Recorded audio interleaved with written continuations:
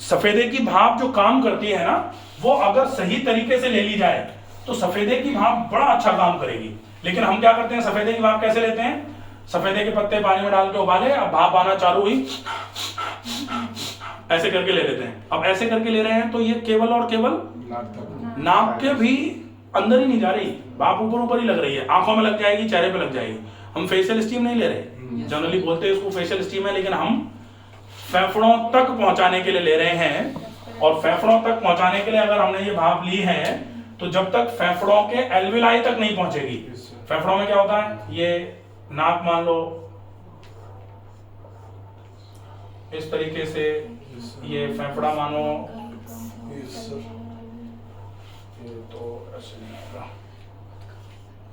ऐसे है, हाँ फेफड़े नीचे तक ये तो क्लैप कर रहेगी ना ये। अब इस तरीके से ये हो गए लंग्स, ठीक है। अब यहां से भाप जाए, यहां तक जाए, और यहां से ये बड़े भयंकर, ये तो बहुत सारे होते हैं ये, ऐसे ऐसे।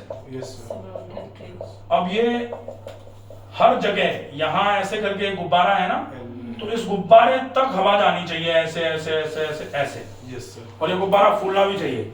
ये कब फूलेगा, जब हम सांस भरते हैं ना, सीना फूला तो सीने में अंदर जो भी एल्विलाइज है वो फूले होंगे, तभी तो सीना फूला। अब सीना फूली ना, ऐसे नहीं आएगा। आप सांस को भरो ऐसे करके, तो एक तो सफेदे की भाप 3 मिनट तक लेनी चाहिए, और हर बार इनहेलेशन टाइम जो है ना आपका सफेदे की भाप का, वो 5 सेकंड होना चाहिए। अगर सांस को धीरे धीरे भरना चालू किया और सांस भरते भरते भरते भरते 5 सेकंड तक जब आप लंबा इनहेलेशन करोगे, तो वो गर्म हवा जो है ना वो यहां से जाएगी जाएगी जाएगी, 2 सेकंड में आप रुक गए तो यहां तक पहुंची नहीं, यहीं तक तो पहुंची, तो यहाँ के तक के म्यूकस को तो निकाल देगी, यहाँ का म्यूकस कैसे निकलेगा, तो वो जानी चाहिए, जाए जाए जाए जाए जाए जाए, और फिर वो निकल के आए आए आए आए आए आए, ठीक है। तो 5 सेकंड में भरना, अब छोड़ने में आप जैसे भी छोड़ दो, फिर 5 सेकंड में भरना, फिर जैसे भी छोड़ दो। तो कम से कम आपको 20 to 30 टाइम्स आपको इनहेल करना और छोड़ना है, एक बार में 5 सेकंड इनहेल करते हुए। अगर आप ये कर लोगे तो डेफिनेटली आपके एक तो ब्रोंको डायलेशन, एल्वियोलार रीजन जो है जिनको वायुकोष बोलते हैं, इनमें भी जो बहुत सारे लंग्स की बहुत सारी समस्याएं होती हैं। तो सीओपीडी पेशेंट्स हैं अपने पास अभी सीओपीडी के, एक पल्मोनरी फाइब्रोसिस की पेशेंट है अभी अपने पास, सारे ऑलमोस्ट सारे पेशेंट हैं पल्मोनरी फाइब्रोसिस की पेशेंट हैं जिनकी चलने में सांस भरती है। आईएलडी, इंटरस्टिशियल लंग डिसीज, अपने पास इंटरस्टिशियल लंग डिसीज जो व्हील चेयर पे चलती हैं, आईएलडी है। बाकी अस्थमा के पेशेंट तो देखे ही होंगे। अस्थमा में भी क्या होता है, लगभग ये सीओपीडी का केस ही, अस्थमा और सीओपीडी लगभग एक जैसे हैं। ये क्रॉनिक ऑब्सेसिव पल्मोनरी डिसीज है। यहाँ एलर्जिक अस्थमा भी हो सकता है। तो एलर्जिक अस्थमा अगर है तो एलर्जिक अस्थमा के केस में, सीओपीडी है तो सीओपीडी के केस में, पल्मोनरी फाइब्रोसिस हो रही है तो उसमें भी, आईएलडी में भी आप ट्रीटमेंट क्या करोगे, छाती पीठ का सेक, पेट का गर्म ठंडा सेक, एनीमा, सफेदे की भाप, मालिश और कोई भी गर्म ट्रीटमेंट, ठीक है।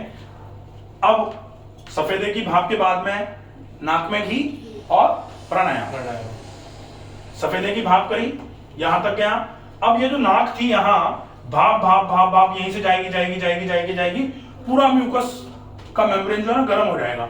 आपने इंस्टेंट नाक में घी डाल करके नाक को लुब्रिकेट कर दिया, ठीक है। क्योंकि ये जो जगह है ना ये चौक हो जाती है जनरली। हाँ, नाक जो है ना इस तरीके से है, ये हो गया राइट, ये लेफ्ट, ये नॉस्ट्रिल है, ये यहाँ ऐसे करके चौक हो जाती है ऐसे। तो ये जो चौक हो जाती है, इस चौकेज को आपको खोलना है, तो आपने भाप यहां से ले जाके इसको खोल दिया ऐसे करके, और उसके बाद आपने ऑयल डाल करके, घी डाल करके ऐसे करके इसको लुब्रिकेट भी कर दिया, चिकनिंग कर दी। अब सांस बहुत इजीली यहां से पास हो सकती है, यहां से ऐसे पास हो कि यहां आ सकती है, ठीक है। तो ये ट्रीटमेंट कर लिया आपने, कफ, कोल्ड, अस्थमा, बाकी जो भी प्रॉब्लम्स हैं जो लंग से रिलेटेड, वो सब की सब धीरे धीरे करके क्लियर होना चालू हो जाएंगे, ठीक है। ये हो गया। अब सर इसमें एक क्वेश्चन और है सर। हाँ sir, most of the person से देखा जाता है कि लोग रिवर्स ब्रीथिंग करते हैं। हाँ, तो उस केस में सर हम क्या कर सकते हैं पेट्रोल? रिवर्स ब्रीदिंग मतलब सर मतलब जैसे इनहेल करा तो सांस मतलब पेट बाहर की ओर जाता है, अंदर की ओर नहीं जाता। देखो, इसको ब्रीदिंग रिवर्सिंग नहीं बोला जाता। रिवर्स ब्रीदिंग का मतलब जो होता है ना, बेसिकली वो होता है कि आप जो रेस्पायरोमीटर है, रेस्पायरोमीटर में आप क्या करते हो, आप हवा भरते हो, बॉल ऊपर की तरफ उठाते हो, जब बॉल ऊपर की तरफ उठी हुई है ऐसे केस में आप छोड़ रहे हो हवा और जोर लगा रहे हो, तो और जोर लगा रहे हो, उसके चक्कर में जो रिवर्स प्रेशर जाता है उसको बोला जाता है रिवर्स ब्रीदिंग। ठीक है, समझ रहे हैं? क्या होता है कि आपने ऐसे जोर लगा करके हवा को छोड़ा, लेकिन रोक लिया, कहीं कम निकल पा रही है, बहुत छोड़ रहे हैं जोर से, लेकिन उधर से कम हवा निकल पा रही है, तो वो रिवर्स प्रेशर लग रहा है ना। तो रिवर्स प्रेशर के चक्कर में रेस्पिरोमीटर क्यों दिया जाता है? इसी चक्कर में देते हैं, जिनके फेफड़े कमजोर हो जाते हैं, वो रिवर्स प्रेशर के चक्कर में उनकी पल्मोनरी एफिशिएंसी जनरेट हो जाए, इसके लिए वो होती है रिवर्स। अब ये जो कर रहे हो ना, ये तो क्या है, ये तो सेक्शनल ब्रीदिंग है। सेक्शनल ब्रीदिंग का मतलब होता है थोरेसिक ब्रीदिंग, हाँ, एब्डोमिनल ब्रीदिंग और क्लेविकुलर ब्रीदिंग। क्लेविकुलर का क्या मतलब है? कंधे ऊपर जाएंगे, नीचे आएंगे।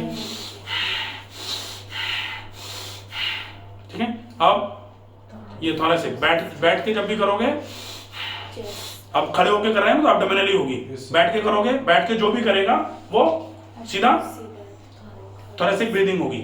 लेट के और खड़े होके जब भी करो, सामान्य तौर पे खड़े होके करते हो, तो अब चाहो जैसे अपनी प्रैक्टिस है तो अपन खड़े होके भी कर सकते हैं थोरेसिक ब्रीदिंग। हो रहा है? ये चेस्ट को अप डाउन आ रहा है? अब खड़े होके कर लो क्लेविकुलर, खड़े होके कर लो, ये प्रैक्टिस की बात है। आप कभी भी कैसे भी ब्रीदिंग कर सकते हो। जनरली लेट के करोगे तो एब्डोमिनल ब्रीदिंग होती है, बैठ के करोगे थोरेसिक होती है, खड़े होके करोगे तो क्लेविकुलर ब्रीदिंग होती है, ये पैटर्न है। ठीक है, अब इसमें सामान्य तौर पर जो ब्रीदिंग है ना, वो ऐसा नहीं होता कि पेट में हवा जा रही है, हवा तो फेफड़ों में ही जाएगी, लेकिन ये जैसे हवा यहां से भरी और अभी फेफड़े बनाए थे, चलो फिर से बनाओ, ये ऐसे फेफड़े हैं, ये है डायफ्राम। डायफ्राम के बाद यहाँ ये हो गया ऐसे करके आमाशय, ऐसे करके यहाँ हो गया लिवर, ये हो गया गॉल ब्लैडर, ये हो गया डियोडिनम, ऐसे करके बाकी पूरा। ठीक है, सारा ये थोरेसिक कैविटी हो गई, ये एब्डोमिनल कैविटी हो गई। ठीक है, अब थोरेसिक कैविटी और एब्डोमिनल कैविटी में अब आपने सांस भरी, सांस भरी और फेफड़ों में, क्योंकि सांस तो जब यहीं से जा रही है ना, अब ये यहाँ कैसे जाएगी? जा ही नहीं सकती, सांस तो यहां से गई, तो ये होते हुए ऐसे करके फेफड़ों में पहुंची, फेफड़ों में पहुंची, फेफड़े फूले, फेफड़े फूले, तो या तो फेफड़े रिब्स को बाहर निकाल देंगे तो सीना फूलेगा। अगर मान लो रिब्स बाहर नहीं आ पा रही हैं, तो फिर फेफड़े क्या करेंगे? डायफ्राम पे प्रेशर डालेंगे। डायफ्राम डोम है ऐसे, तो जैसे ही डायफ्राम पे प्रेशर पड़ेगा, डायफ्राम ऐसे होगा, ऐसे होगा, तो पेट के सारे ऑर्गन डायफ्राम के नीचे नीचे बल जाएंगे, पेट बाहर आ जाएगा, एब्डोमिनल ब्रीदिंग हो जाएगी। मान लो पेट भी ऐसे करके दबा रखा है, फेफड़े भी ऐसे करके दबा रखे हैं, सीना भी, तो फिर क्या होगा? फिर लंग्स ऊपर की तरफ प्रेशर डाल देंगे, ऊपर की तरफ प्रेशर डाल देंगे तो क्लेविकल्स ऊपर की तरफ शिफ्ट होंगे, इसको क्लेविकुलर ब्रीदिंग बोल दिया जाएगा। तो बेसिकली ब्रीदिंग तो फेफड़ों का ही काम है, यहीं जाएगी फेफड़ों में ही, और कहीं नहीं जा सकती। ठीक है, ये कंफर्म है ना? Yes sir. कितना टाइम हो गया? 3 बजे। चलो, तो दोपहर को बाद में बता देंगे फिर।